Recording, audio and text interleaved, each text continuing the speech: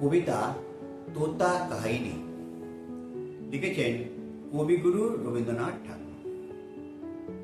একটি ছিল পাখি, সে ছিল মূর্খ। সে গান গাইত কিন্তু শাস্ত্র পড়িত না, লাফাইত উড়িত, জানিত না কায়দা কানুন কাকে বলে। রাজা বলিলেন, এমন পাখি তো কাজে লাগে না, অথচ বনের ফল খাইয়া রাজহাটে ফলের বাজারে লোকসান ঘটায়। মন্ত্রীকে ডাকিয়া বলিলেন, পাখিটাকে শিক্ষা দাও। রাজার ভাগিনাদের উপর ভার পড়িল পাখিটাকে শিক্ষা দেবার। পণ্ডিতেরা বসিয়া অনেক বিচার করিলেন। প্রশ্নটা এই, উক্ত জীবের অবিদ্যার কারণ কি?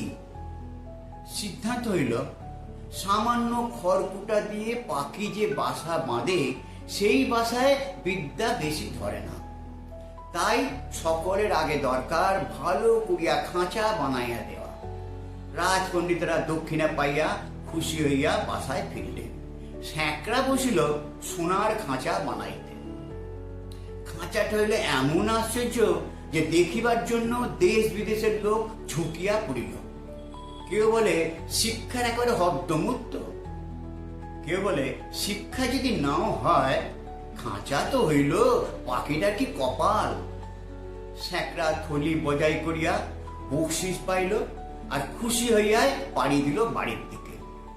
পণ্ডিত বসিল পাখিকে বিদ্যা শিখাইতে। নস্য লইয়া বলিলেন, অল্প পুঁথির কর্ম নয়। ভাগিনা তখন পুঁথি লেখকদের তলব করিল।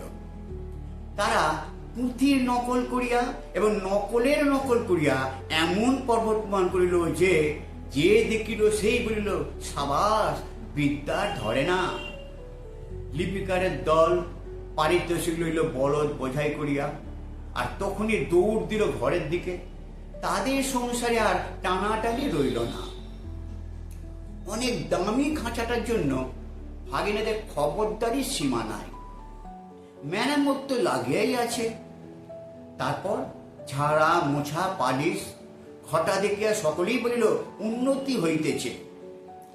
লোক লাগিল বিস্তর এবং তাদের উপর নজর রাখিবার জন্য লোক লাগিল আরো বিস্তর। তারা মাসে মাসে মুঠা মুঠা টঙ্কা লইয়া তাদের সিন্ধু বোঝাই করিল। তারা এবং তাদের খুঁড়তুতো মাস্তুতো ভাইরা খুশি হইয়া কোটাবালাখানায় গদি পাতিয়া বসিল। সংসারে অন্য অভাব অনেক আছে, কেবল নিন্দুক আছে যথেষ্ট। তাহার বলিল, খাঁচাটার উন্নতি হইতেছে কিন্তু পাখিটার খবর কেউ রাখে না। কথাটা রাজার কানে গেল। তিনি ভাগিনাকে ডেকে জিজ্ঞেস করলেন, ভাগিনা, একই কথা শুনি। ভাগিনা বলিলেন, মহারাজ, সত্য কথা যদি শুনবেন তাহলে ডাকুন স্যাকরাদের, পণ্ডিতদের, লিপিকরদের ডাকুন, যারা মেরামত করে আর যারা মেরামত তদারকি করিয়া বেড়ায়। নিন্দু করে খাইতে পায় না বলিয়াই মন্দ কথা বলে। জবাব শুনিয়া রাজা অবস্থাটা পরিষ্কার বুঝিলেন। তখনই ভাগিনার গলায় সোনার হার চলিল। শিক্ষা যেতে ভয়ঙ্কর তেজে চলিতেছে, রাজার ইচ্ছে হইল স্বয়ং দেখিবেন। তে একদিন তিনি পাত্র মিত্র অমাত্য সঙ্গে লইয়া শিক্ষাশালায় স্বয়ং আসিয়া হাজির। তখনই দেউরির সামনে বাজিল শাঁখ, ঘণ্টা, ঢাক, ঢোল, কারা, নাকারা, তুড়ি, ভেরি, দামামা, কাঁসি, বাঁশি, কাঁসর, খোল, করতাল, মৃদঙ্গ, জগদম্প। পণ্ডিতরা গলা ছাড়িয়া টিকি নাড়িয়া মন্ত্রপাঠ করিতে লাগিলেন। আর মিস্ত্রি, মজুর, স্যাকরা এবং তদারণবিশ এবং তাদের মামাতো খুঁড়তুতো পিস্তুতো ভাইরা রাজার জয়ধ্বনি তুলিল, জয় মহারাজের জয়। ভাগিনা বলিল, মহারাজ, কাণ্ডটা দেখিতেছেন? মহারাজ বলিল, আশ্চর্য, শব্দ কম না। ভাগিনা বলিল, শুধু শব্দ নয়, পিছনে অর্থ কম নাই। রাজা খুশি হইয়া যেই দেউরি পার হইয়া হাতিতে উঠিবেন, এমন সময় নিন্দুক ছিল ছোপের আড়ালে গা ঢাকা দিয়ে। সে বলিয়া উঠিল, মহারাজ, পাখিটাকে দেখিয়াছেন কি? রাজার চমক লাগিল।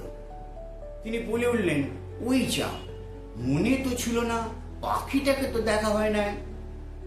তিনি আবার ফিরিয়া আসিয়া পণ্ডিতদের বুঝলেন যে তোমরা পাখিটাকে কেমন শেখাও, তার কায়দাটা দেখা চাই।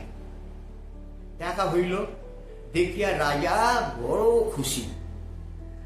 তখন তিনি বুঝলেন যে এছাড়া আর কোনো উপায় নেই, কারণ কায়দাটা পাখিটার চেয়ে এত বড় যে পাখিটাকে দেখাই যায় না। মনে হয় পাখিটাকে না দেখিলেও চলে। রাজা বুঝলেন আয়োজনের ত্রুটি নাই, খাঁচায় দানা নাই, পানি নাই, কেবল রাশি রাশি পুঁতি হইতে রাশি রাশি পাতা ছেড়িয়া কলমের ডগা দিয়ে পাখির মুখের মধ্যে ঠাসা হইতেছে। কান তো বন্ধই, এমনকি চিৎকার করিবার মতো ফাঁকটুকু বোঝা। দেখিলে শরীরে রোমাঞ্চ হয়। রাজা এবার হাতিতে ওঠার সময় কানমুলা সর্দারকে বললেন, নিন্দুকের যেন আচ্ছা করিয়া কান মুলিয়া দেয়া হয়। পাখিটা দিনে দিনে ভদ্র দস্তের মতো আধমরা হইয়া আসিল। অভিভাবকরা বুঝিল বেশ আশাজনক, তবু স্বভাব দোষে রোজ সকালবেলায় পাখিটা আলোর দিকে চায় আর অন্যায়ভাবে তার পাখা ছটফট করে। এমনকি একদিন তার রোগা ঠোঁট দিয়ে খাঁচার শোলা কাটিবার চেষ্টা করে। এসব দেখিয়া কোতোয়াল বলিল, এ কি বেয়াদবি! তখন শিক্ষা মহলে হাপড় হাতুড়ি আর আগুন লইয়া কামার আসিয়া হাজির। সে কি দমাদম পিটনি! লোহার শিকল তৈরি হলো, পাখির ডানা গেল খাঁচা। রাজা সম্বন্ধে বলল মুখ হাঁড়ি করিয়া এবং মাথা নেড়ে যে এই রাজ্যে পাখিদের কোনো আক্কেল যে নেই তা নয়, তাদের কোনো কৃতজ্ঞতাও নেই।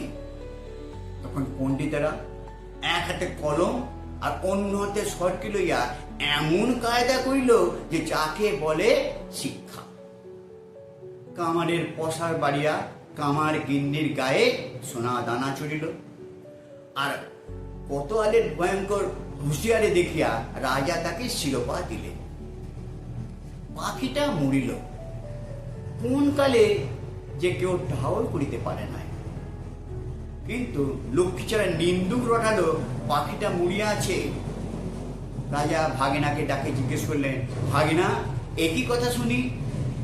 ভাগিনা বলল, মহারাজ পাখিটার শিক্ষা পুরো হইয়াছে। রাজা বলিলেন, সে কি আর লাপায়? ভাগিনা বলল, আরে রাম, সে কি গান গায়? না। সে কি চেঁচায়? না। সে কি ওড়ে? না। সে কি দানা না পাইলে খাঁচায় চেঁচায়? না। রাজা বলিলেন, একবার পাখিটাকে আনো তো দেখি। পাখি আসিল, সঙ্গে কোতোয়াল আসিল, পাইক আসিল, ঘসওয়ার আসিল। রাজা পাখিটাকে টিপিলেন, কিন্তু সে হাঁ করিল না, হুঁ করিল না।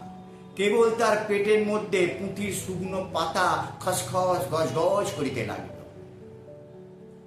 বাইরে নববসন্তের দক্ষিণা হাওয়া কিশলয়গুলির দীর্ঘ নিঃশ্বাসে মুকুলিত বনের আকাশ আকুল করিয়া দিল। নমস্কার।